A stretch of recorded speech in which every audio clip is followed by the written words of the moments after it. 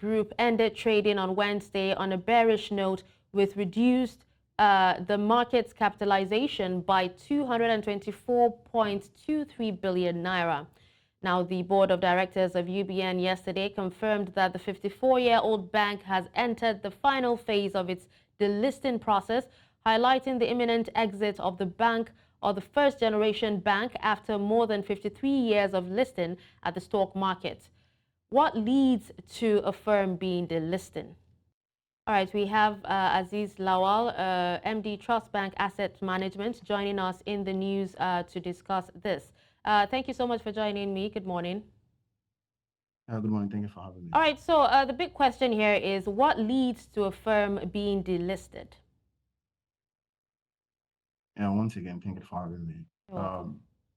Yeah, for context, right, we can start with why will a company be listed and what it means to list on an exchange.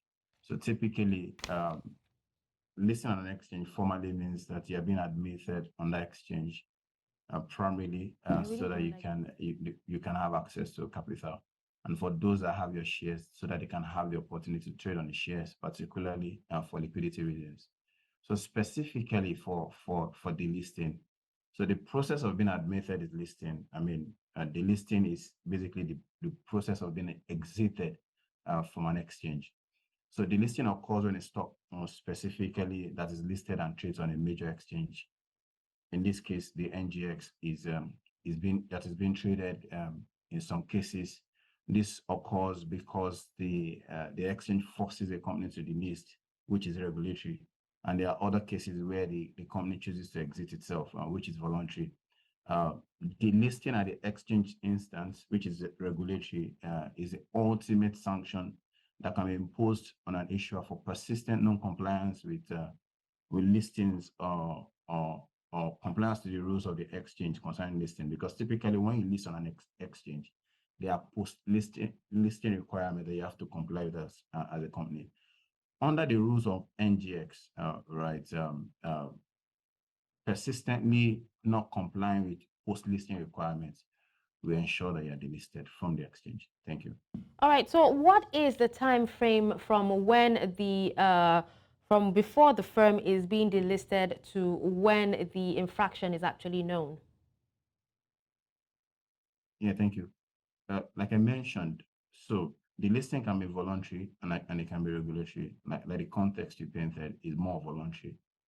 For regulatory delisting, which is the one that is at the instance of the exchange itself, there's a specific rule that the notice of the delisting will provide the issuer within a 3-month notice period, during which the issuer is expected to regularize its listing status.